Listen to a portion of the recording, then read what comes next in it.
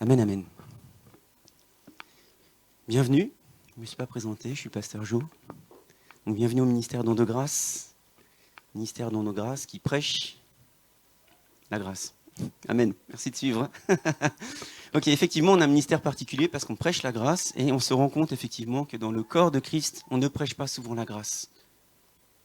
On ne prêche pas souvent la grâce. On oublie de dire à tout enfant de Dieu qu'il est enfant de Dieu.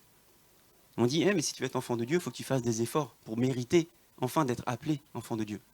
Et quand on essaie de faire des efforts, on fait des efforts charnels. Alors que Jésus a tout accompli à la croix, afin que tu n'aies plus d'efforts à faire, afin que tu aies juste la révélation. La parole dit dans l'Ancien Testament, mon peuple périt par manque de connaissance. Et en fait, le peuple en France périt par manque de révélation. Parce que la connaissance, on l'a, elle est à tout coin de rue. On va sur YouTube, on l'a. Sauf qu'on n'a pas la révélation qui se cache derrière la connaissance. Et je suis très heureux aujourd'hui de faire ce culte très particulier dans lequel on va consacrer diacres et anciens.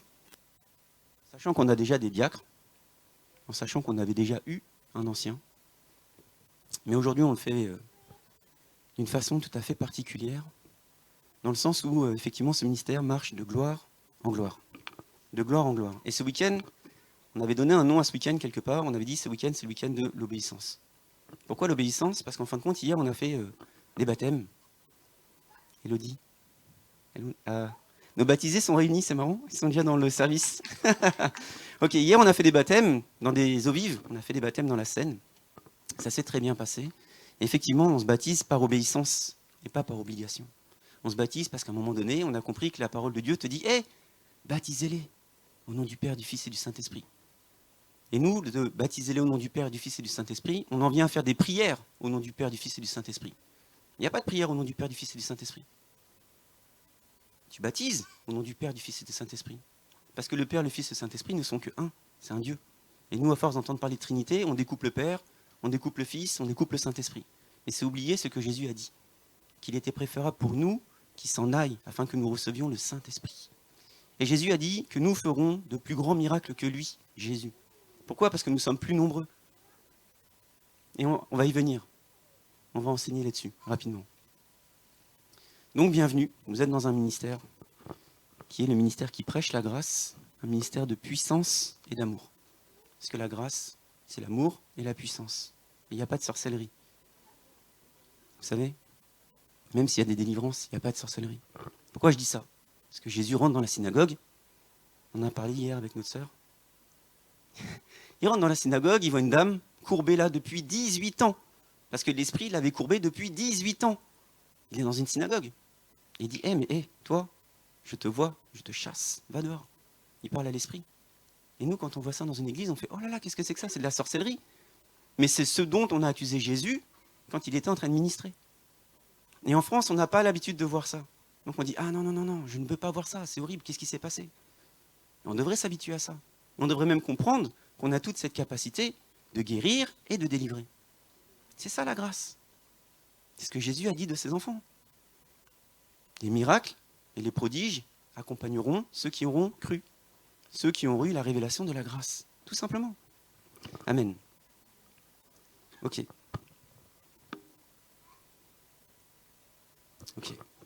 Je vais faire le parallèle entre deux versets qui sont tout à fait évidents.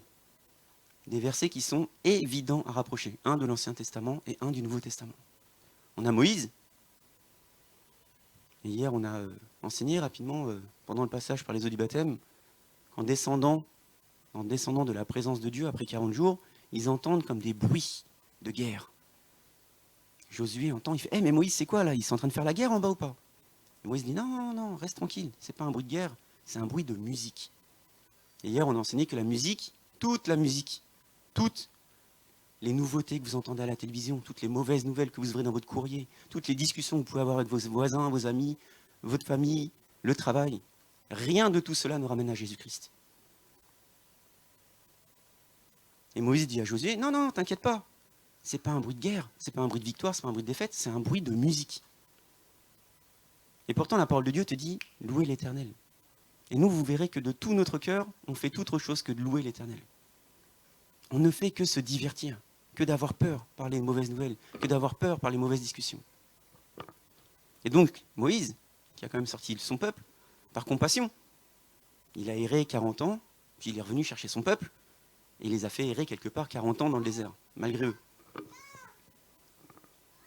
Et Moïse est accompagné de Josué à ce moment-là. Et la parole de Dieu met à cœur de Moïse de mettre à part 70. D'en mettre à part 70. Ok ? Je vais lire la parole de Dieu.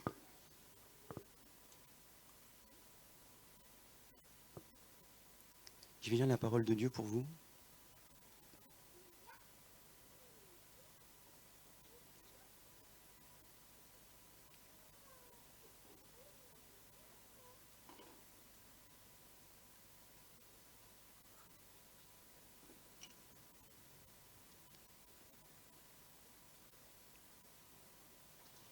Si je retrouve la parole de Dieu. Amen. Merci Seigneur parce que tu m'ouvres les yeux. Amen. On est dans Exode. Je vais lire la parole de Dieu. Je vais d'abord commencer par ça. Exode 23-25. Exode 23-25 indique quelque chose de... Là où je vous dis qu'on périt par manque de révélation. Et pourtant c'est écrit. C'est vraiment écrit. Exode 23-25 nous dit « Vous servirez l'Éternel, votre Dieu. Il bénira votre pain et votre eau, et j'écarterai le malade du milieu de toi. »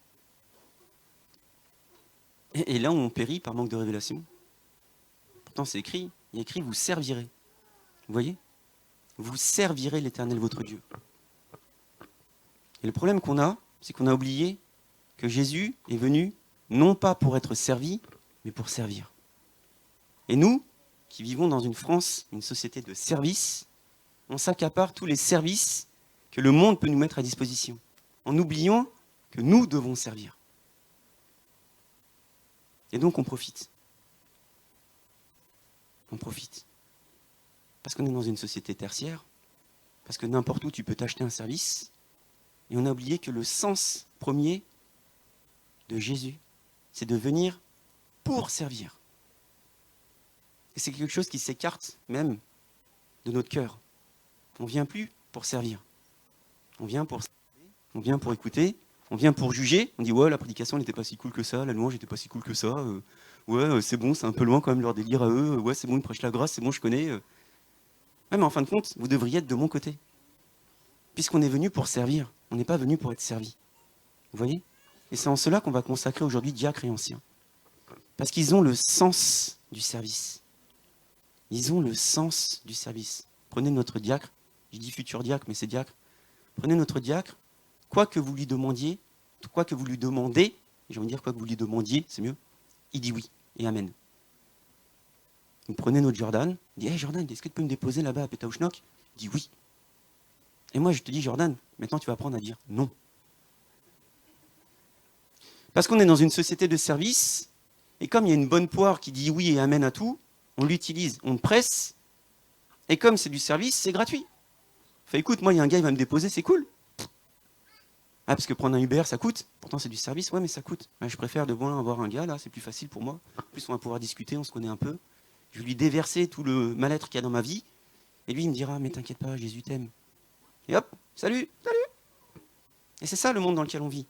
On prend tous ceux qu'on a autour de nous, on les prend, on les presse, jusqu'à ce qu'il n'y ait plus rien à exploiter. Puis, on jette, on en prend un autre, on le presse, jusqu'à ce qu'il n'y ait plus rien à exploiter, puis, et on le jette. C'est le monde dans lequel on vit. Je vous assure, ouvrez les yeux. Et si ce n'est pas vous qui faites ça, évidemment que ce n'est pas vous, vous êtes chrétien. Bah, c'est la société. Tu crois que ton patron, il fait quoi de toi ? Il te prend, il te presse. Mais je suis malade aujourd'hui, tu viens. Mais moi, le dimanche, c'est sacré. Tu viens. Parce qu'il y a un inventaire, parce qu'il y a plein de choses. Mais non, mais je t'ai dit non. Et tu as dit non, mais moi je te dis que tu viens. Et comment je vais faire pour mes enfants? C'est pas mon problème. On est dans ce monde-là. On vit dans ce monde-là. Et on a oublié de servir l'Éternel. On a oublié de faire de l'Éternel notre numéro 1. On peut toujours dire, oui, Seigneur Jésus, je t'élève. J'élève Jésus, le nom de Jésus, plus haut que tout. Tu peux toujours le dire, tu peux toujours le chanter, tu peux même le murmurer, tu peux, je sais pas, même, voilà. Mais en fait, tu ne le vis pas. Parce que si tu mets Jésus au-dessus de tout, c'est-à-dire que tu mets Jésus au-dessus de tout. Il n'y a pas plus que tout. C'est-à-dire qu'il est au-dessus de ta maladie, au-dessus de tes enfants, au-dessus de ton mari, au-dessus de tout. Et quand tu mets Jésus au-dessus de tout, tu es déjà assis dans le lieu élevé. Tu es assis dans le lieu élevé. Et c'est là où tu comprends que tu marches dans la grâce. Parce que quand tu es assis dans le lieu élevé, rien ne t'atteint. Et le monde n'a aucun pouvoir sur toi. Et quand ton patron il vient te dire, hey, dimanche, tu dis non. Que ton oui soit un oui, que ton non soit un non, tout le reste vient du malin. Ta négociation ne sert à rien. Non franc. Non franc. Amen. Hey Jordan, t'as pas un petit peu de sous à me prêter parce que là c'est chaud? Oui? Non. Amen. Amen, amen. Donc j'en viens sur la parole des 70.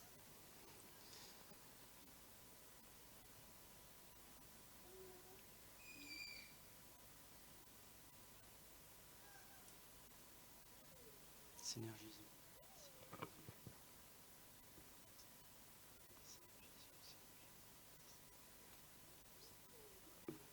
Restez attentif.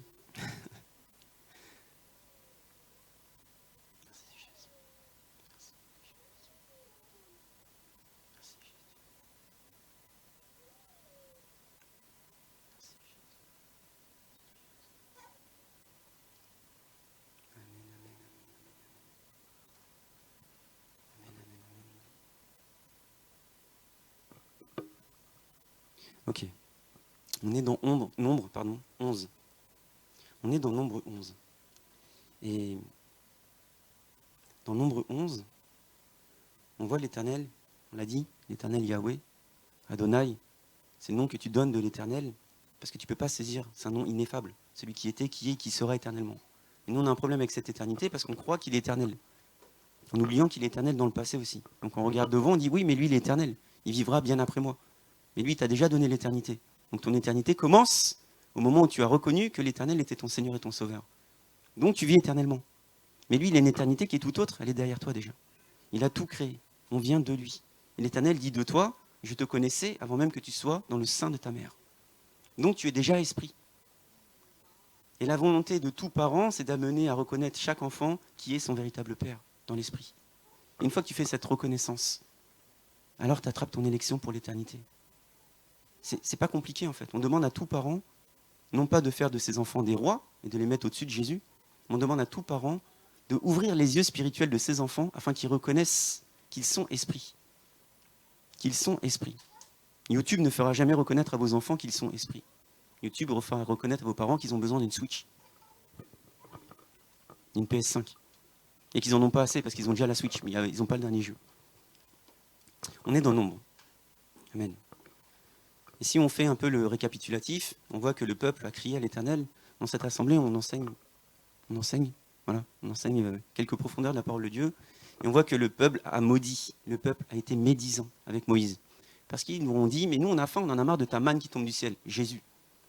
Donc le Seigneur, il a dit, ok, vous avez marre de la manne qui tombe du ciel, le pain de vie, Jésus, je vais vous donner des cailles. Il est écrit jusqu'à ce que ça vous sorte des trous de nez.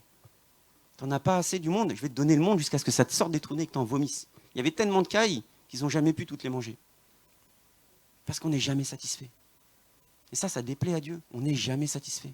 Au lieu de reconnaître qu'on a tout pour nous. Puisque le Seigneur t'a béni de toutes les bénédictions dans les lieux célestes. Et nous, on vient dans l'église pour réclamer encore quelque chose. On vient dans l'assemblée en disant, mais moi j'ai un problème dans ma famille, moi j'ai un problème dans ma santé, moi j'ai un problème dans mon couple, moi j'ai un problème dans mes finances, je vais à l'église, il va régler ça. Et non, le Seigneur t'a déjà béni de toutes bénédictions dans les lieux célestes.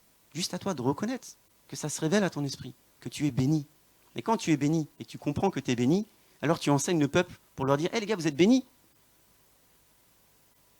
Et on ne va pas enseigner le peuple pour leur dire, hé les gars, si tu n'es pas béni, c'est qu'il faut que tu fasses des efforts. Non mais si tu n'es pas béni, c'est que tu es dans le péché. Non mais si tu n'es pas béni, c'est qu'il doit y avoir un problème dans ta vie. en accusant comme ça du doigt. Vous savez, l'accusateur, c'est Satan. Celui qui accuse ta conscience, c'est pas Jésus, c'est Satan. Et quand tu t'approches de Jésus en disant « mais toi là, pourquoi tu ne me bénis pas ?» Ta prière, elle déplace même pas le plafond. Ta prière, elle déplace même pas le haut de ta tête. Tu fais « mais je comprends pas pourquoi elle est bénie et pas moi. » Et Jésus dit « mais attends, mais moi j'ai tout donné à la croix. » Ouvre ta conscience, ouvre tes yeux spirituels et regarde à quel point j'ai tout accompli à la croix, afin que tu me serves. Et c'est en cela qu'on sert Jésus. Quand on a la révélation, on partage la révélation. La parole dit, vous ferez des disciples. Qu'est-ce qu'un disciple? Un disciple, c'est une personne qui est enseignable. Et quand tu es enseignable, alors tu peux te faire enseigner. Et quand tu te fais enseigner, alors à un moment donné, tu peux enseigner. Quand ton fils apprend que 1 et 1 font 2, il va voir sa petite sœur, lui dit mais tu sais que 1 plus 1, ça fait 2. Tu as un bonbon, tu prends un autre bonbon, ça fait 2 bonbons. Il devient enseignant. C'est ce qu'on doit faire, nous, dans le corps de Christ. Enseigner. Parce qu'il a toujours été question de ça, de se multiplier. Je reprends mon histoire de 70. On va y arriver.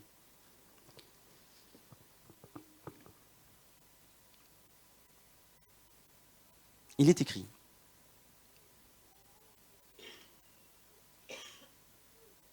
Il est écrit dans Nombre 11. L'Éternel dit à Moïse, rassemble 11-16.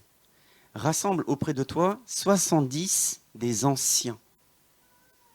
Rassemble auprès de toi 70 des anciens, d'accord, d'Israël. Et ceux que tu connais comme anciens et officiers du peuple, amène-les à la tente de la rencontre et qu'ils s'y tiennent debout avec toi. Il va y avoir un transfert. Moïse, seul représentant de la loi pour le coup, parce qu'il a descendu la tablette de la loi. L'Éternel lui dit, tu ne peux pas faire tout ça tout seul. L'Éternel lui dit, tu ne peux pas faire tout ça tout seul. Tu ne peux pas amener tout ce peuple, ils sont 600 000, à entendre la voix de l'Éternel. Donc on va répartir un peu la charge. Choisis dans tout le peuple des anciens. Choisis dans tout le peuple des personnes de qui on rend un bon témoignage. Des anciens. Et mets-les debout devant la tente de la rencontre. L'Éternel dit, je descendrai. Et là, je te parlerai, je prendrai de l'esprit qui est sur toi, et je le mettrai sur eux, afin qu'ils portent avec toi la charge du peuple. Et que tu ne la portes pas seul. L'Éternel dit à Moïse, ce peuple est trop nombreux. Ce peuple, on l'appelle les nucrèdes. Parce qu'ils ne comprennent rien. Parce qu'ils sont divertis. Parce que s'il y a quelque chose qui bouge, l'esprit part ailleurs déjà. S'il y a quelqu'un qui vient, l'esprit, il n'entend plus ce que l'Éternel a à dire à ses enfants. Et donc l'Éternel dit à Moïse, prends-en 70, on va répartir la charge, et avec vous tous, eux tous, et toi Moïse, alors le peuple va entendre et comprendre. Parce que je vais faire de tes anciens des enseignants. Je vais faire de tes anciens des prophètes qui vont entendre ce que Dieu a à dire au peuple. Je vais faire de tes anciens des personnes qui vont se tenir devant le peuple pour les enseigner. Pour en faire des disciples. Amen. On est dans l'Ancien Testament et évidemment, on fait le parallèle avec Jésus. Évidemment, on fait le parallèle avec Jésus. D'accord ? Jésus choisit 70 disciples. Quelqu'un a fait le rapprochement ou pas? Ok. Jésus choisit 70 disciples. Il leur donne tout pouvoir et toute autorité pour chasser et délivrer. Il prend un peu de l'esprit qui est sur lui et le donne sur eux. On vient de le lire. Yahweh a pris de l'esprit qui était sur Moïse et l'a donné un peu aux 70 disciples. Pour enseigner le peuple, pour leur faire comprendre que s'ils suivent les voies de l'Éternel, alors ils seront bénis. Et la maladie n'ira pas. Ce qu'on a lu juste avant. N'ira pas dans le peuple. Ils sont bénis. Parce que Jésus rentre dans la synagogue, prêche la bonne nouvelle, et l'esprit qui rendait infirme la dame depuis 18 ans, il s'en va. Parce qu'elle a la révélation qu'elle est bénie. Et qu'elle ne marche pas dans le mensonge du monde, dans le mensonge de Satan dans sa vie. Elle est déjà bénie. Parce qu'elle s'est approchée de Jésus-Christ. Donc Jésus donne toute autorité, tout pouvoir à ses 70 disciples. Il leur dit, allez-y, prêchez. Que la venue du royaume est proche. Et si vous voyez des démons, vous les chassez. Si vous voyez des gens malades, vous les guérissez. Grosso modo, tu prêches. Et parce que tu prêches, alors tu touches ta bénédiction. Parce que Jésus s'y est toujours pris de cette sorte-là.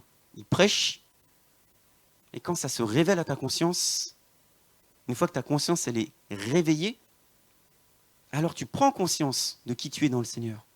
Et quand tu prends conscience de qui tu es dans le Seigneur, que ça descend dans ton cœur, alors ça te transforme de l'intérieur vers l'extérieur. C'est plus à toi d'essayer de faire l'effort de te sanctifier, c'est plus à toi d'essayer de faire des efforts pour essayer de plaire à l'homme de Dieu. C'est le Saint-Esprit en toi qui te transforme de l'intérieur vers l'extérieur et qui te fait toucher les bénédictions qui sont déjà prévues pour toi dans les lieux célestes.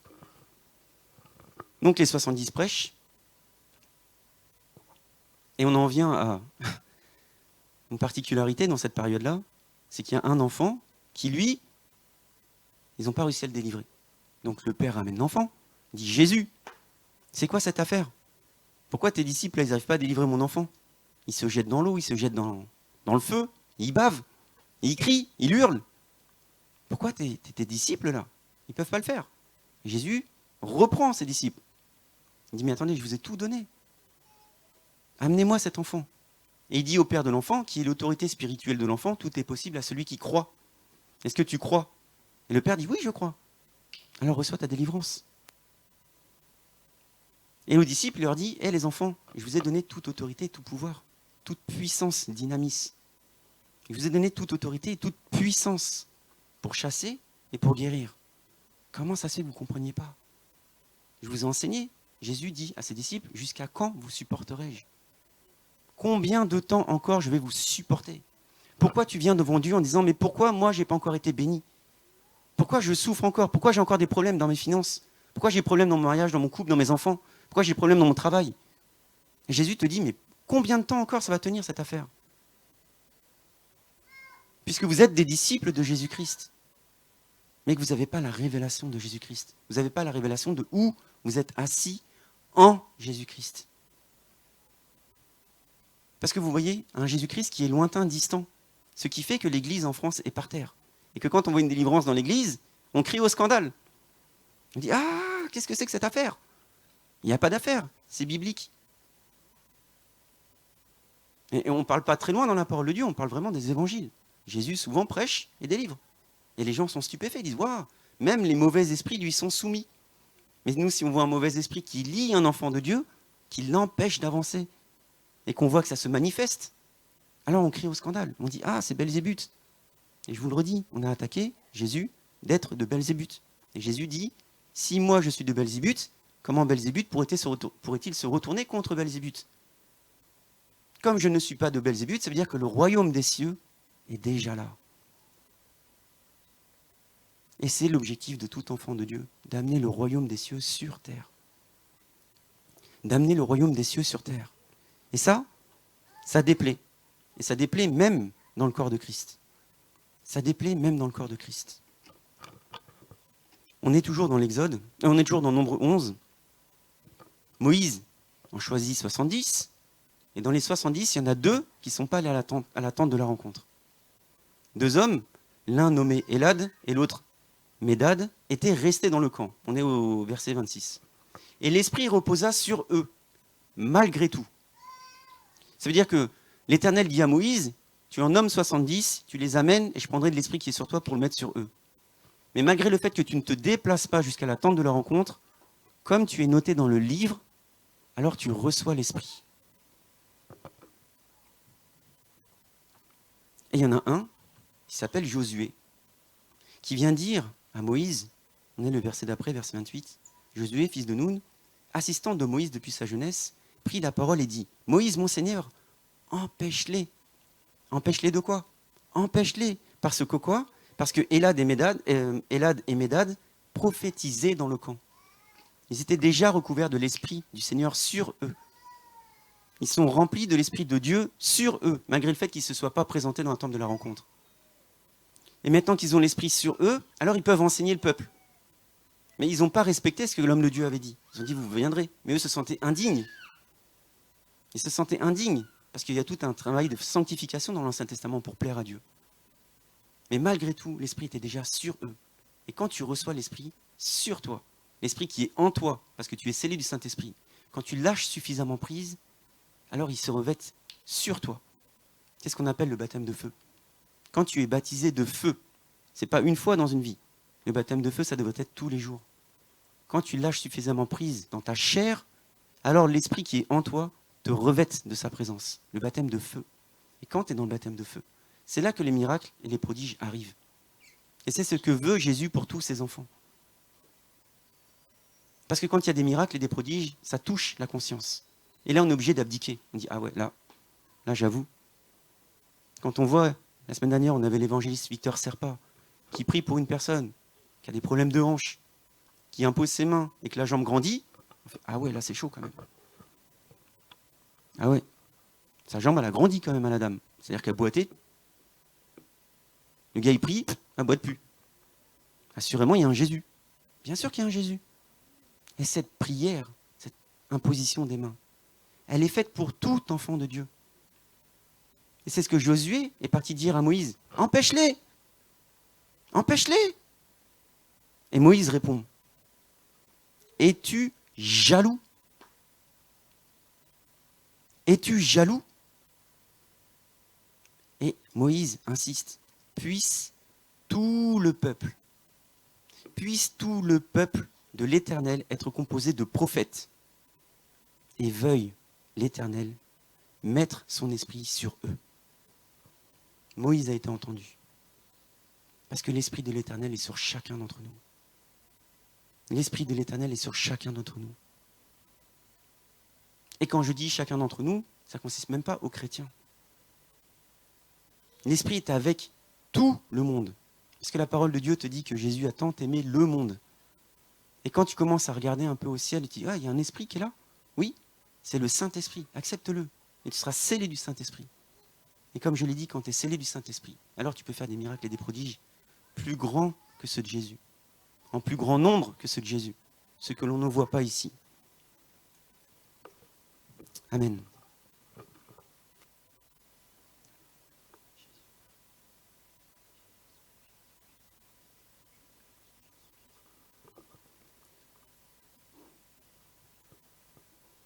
Amen. Jésus indique à ses disciples qu'ils n'ont rien à craindre et qu'au contraire, ils devraient être heureux parce que leur nom est noté dans le livre de vie. Moïse avait renseigné dans un livre le nom des 70 qui devaient recevoir l'Esprit. Mais notre nom à tous est noté dans le livre de vie. Et c'est ce que Jésus indique à chacun de ses disciples. Soyez dans la joie. Vous avez votre nom qui est noté. Ne craignez pas. Ne craignez pas. Soyez sans crainte. Au contraire, proclamez. Vous êtes recouvert d'une puissance, le Saint-Esprit qui en vous peut vous recouvrir de sa puissance sur vous. Proclamez. Parce que quand tu crains, tu ne vois plus Jésus. Quand tu crains, quand tu doutes, quand tu as peur, tu ne vois plus Jésus. Tu ne marches pas dans le plan de Jésus. Tu marches dans le plan de l'accusateur de ta conscience. Tu marches dans le plan du monde. Tu marches dans le plan de celui qui aveugle tes pensées, le prince de ce monde.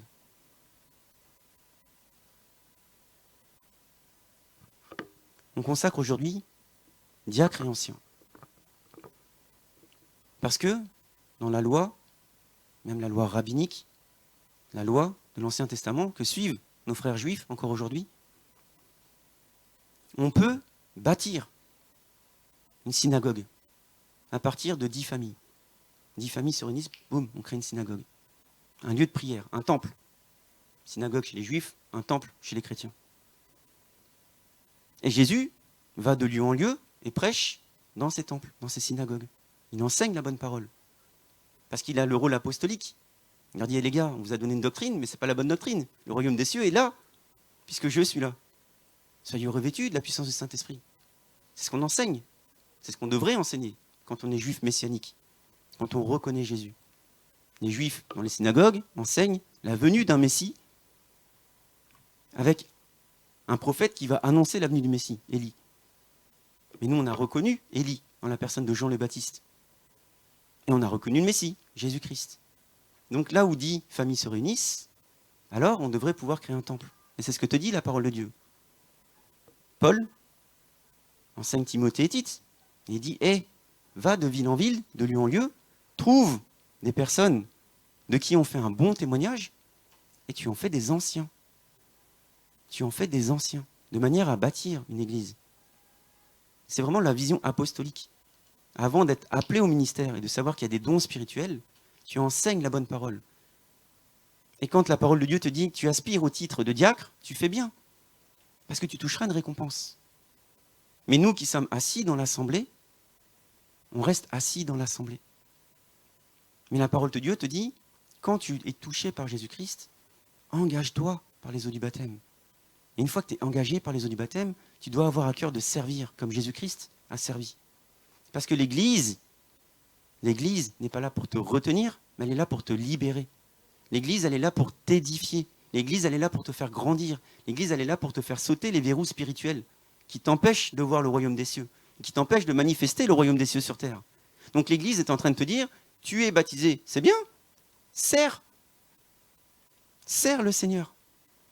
On ne te demande pas de servir en accueillant les gens, on te demande de servir, à un moment donné, en facilitant la vie du culte.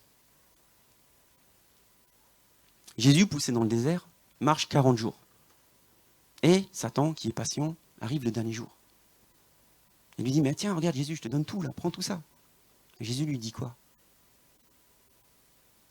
Jésus lui dit, tu adoreras l'Éternel et lui seul.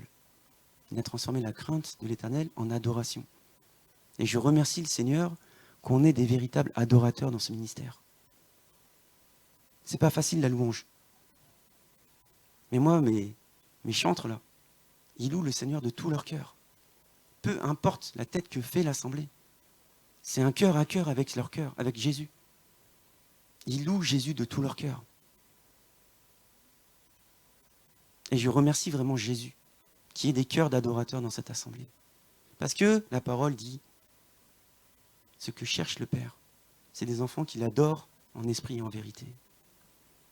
Ce n'est pas par les œuvres que tu crois que tu plais à Dieu. Les œuvres sont vaines, elles sont stériles, elles ne servent de rien.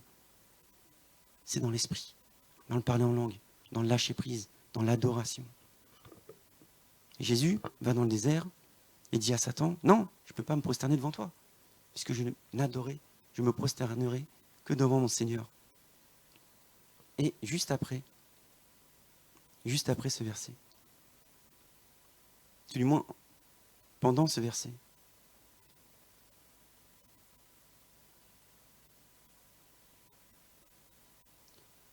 il est écrit, ça dépend des traductions en fait, ça dépend de la version de votre Bible.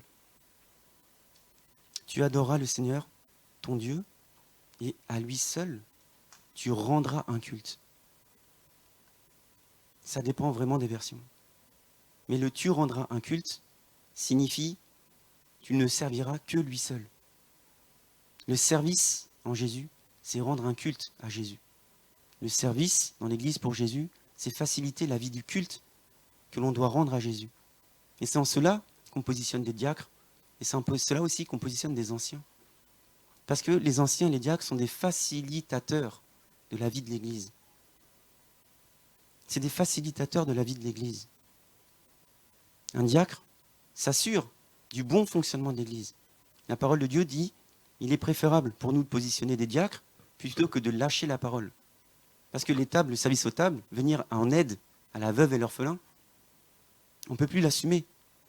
Puisque nous, on est dans la doctrine et on doit enseigner le peuple. Mais le peuple a faim et soif aussi. Donc il est préférable pour nous qu'on positionne des diacres afin que l'Église fonctionne correctement, afin que tout soit focalisé sur le fait de rendre un culte à Jésus et lui seul. Et c'est ce qu'on fait aujourd'hui.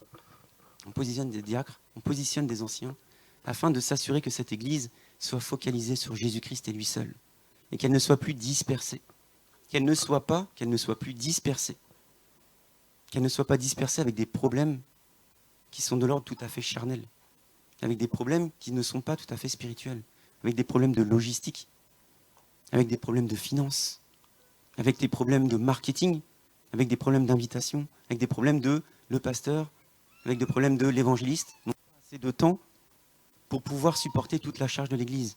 Tel Moïse avec ses 70, tel Jésus avec ses 70. Et elle est là, l'expansion. L'expansion passe par le fait que les 70 qui ont prêché ont prêché, de manière à ouvrir les cœurs, afin que ça fasse de eux également des 70. Une fois que vous comprenez que vous êtes assis dans les lieux élevés, une fois que vous avez à cœur de vous engager par les eaux du baptême, l'étape suivante, ça doit être de servir l'Éternel, de rendre un culte à l'Éternel. Le sens du service, de bien s'approprier que Jésus est venu pour servir et non pour être servi. Et non pour être servi.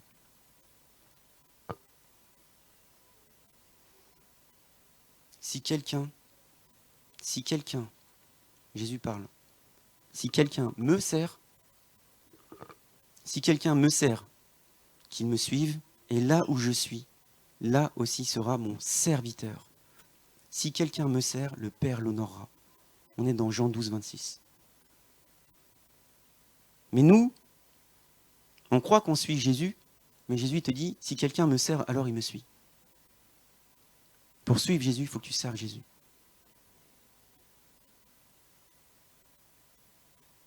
Pour suivre Jésus, alors il faut que tu serves Jésus. Ce mot-là, service, c'est diaconat. Et aujourd'hui, on établit un diacre. Et le rôle des anciens, c'est un petit peu plus spirituel. Et le problème qu'on a avec le titre d'ancien, c'est que dans le monde dans lequel on vit, maintenant qu'on commence à avoir un peu des églises réveillées, on regarde un peu à ce qui se passe dans les autres pays. Et dans les autres pays, on a des bishops. Mais bishop, c'est un ancien. La traduction dans ancien, dans la parole de Dieu, c'est évêque. Et la traduction de évêque,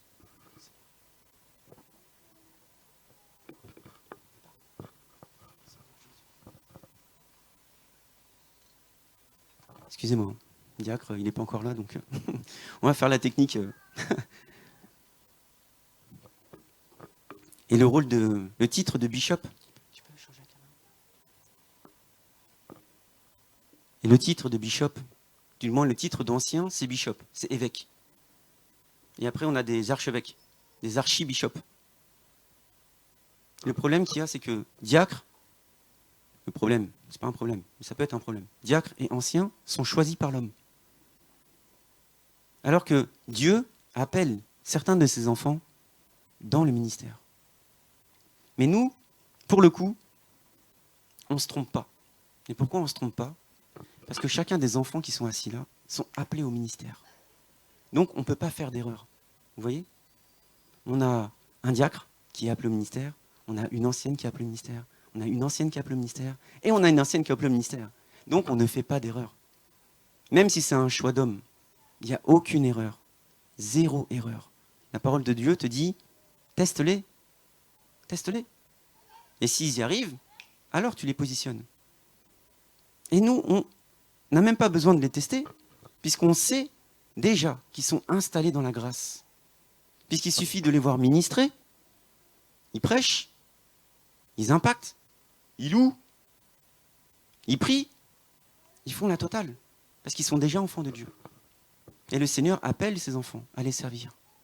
Et il a un appel particulier pour nos 4, puisqu'ils sont appelés à ministrer. À ministrer. Et je remercie le Seigneur qui les placé dans cette assemblée, des futurs ministres, pour faire agrandir la véritable connaissance, la véritable révélation de la grâce qui est le seul évangile de la parole de Dieu. La grâce libère. La grâce libère. Ce n'est pas l'homme de Dieu qui te libère, c'est la prédication de l'homme de Dieu qui te fait comprendre qui tu es. Ça éveille en toi le Saint-Esprit, qui fait que tu touches le miracle. Ça réveille en toi le Saint-Esprit, qui fait qu'il y a un transfert. Comme la femme à la perte de sang. Ah, il y a une puissance qui est sortie de moi, c'était quoi? C'était moi, j'ai fait un pas de foi. J'ai senti une puissance. Ça active ce pas de foi audacieux qui nous rappelle qui on est dans le Seigneur. Vous n'êtes pas n'importe qui dans le Seigneur. Vous êtes des enfants de Dieu. Vous n'êtes pas n'importe qui dans le Seigneur. Vous êtes des enfants de Dieu. Amen. Je lis juste pour clôturer ce petit enseignement. Il est écrit dans Malachie 3, un prophète annonciateur de Jésus, un prophète annonciateur aussi de l'Apocalypse, un prophète annonciateur de la fin des temps. Il est écrit: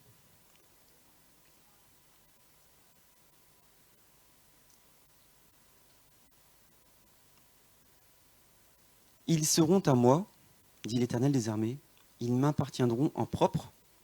Au jour où je prépare, le jour que je prépare, je les épargnerai. Comme un homme épargne le fils qui le sert. Comme un homme épargne le fils qui le sert. Et vous verrez de nouveau la différence entre un juste et un méchant. Entre celui qui sert Dieu et celui qui ne le sert pas.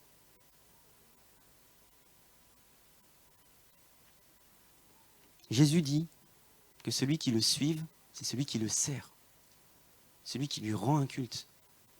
Celui qui arrive à ramener un petit peu de ce Jésus-Christ dans l'Église jusque dans chez lui, afin de manifester la présence du Saint-Esprit jusque dans chez lui. Afin que sa famille soit bénie, afin que son voisinage soit béni, afin que son quartier soit béni, afin qu'une cellule de maison se lève. Parce qu'il y a eu une révélation à un moment donné, afin de faire tomber les écailles des yeux de même les chrétiens, afin de faire tomber les écailles des yeux de même de chez tous les chrétiens, la plupart de tous les chrétiens. Parce qu'on est encore aveuglé par le monde et les mauvaises nouvelles du monde. Parce que le monde te dit, il y a couvre-feu. Alors tu dis, ah, comment ça va se passer? Ça va être compliqué pour moi. C'est oublier qu'il y a Jésus. Et le Seigneur te dit, sois sans crainte. Et c'est le message qu'on doit transmettre. Sois sans crainte. Celui qui marche avec toi est bien plus fort que celui qui marche contre toi.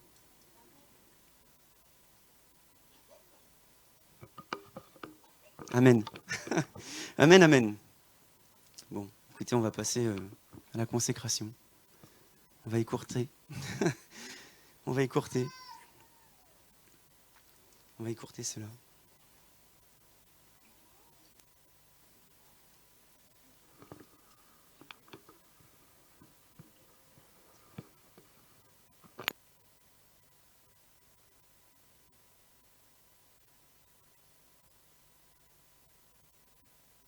Amen, amen. On va passer à la consécration, qui devait être la consécration de tout enfant de Dieu. Je vous le redis, tu passes par les eaux du baptême, c'est bien. Tu passes par les eaux du baptême dans le sens de vouloir servir ton Dieu, c'est mieux. Et quand tu sers ton Dieu, il n'y a rien qui t'empêche à devenir diacre. Et des diacres, il y en a à tous les étages. Tu peux être diacre parce que tu es chantre. Tu peux être diacre parce que tu fais descendre la présence de Dieu dans la louange. Bien sûr. Le diaconat, ce n'est pas réservé à une élite. Au contraire, c'est pour tout enfant de Dieu. Absolument tout enfant de Dieu. Dès lors que tu as à cœur de servir l'Éternel, alors sers l'Éternel. Et personne ne viendra s'opposer à ce que tu viennes servir l'Éternel. À partir du moment où tu as la révélation de qui tu es dans le Seigneur, alors sers l'Éternel, tout simplement. Amen.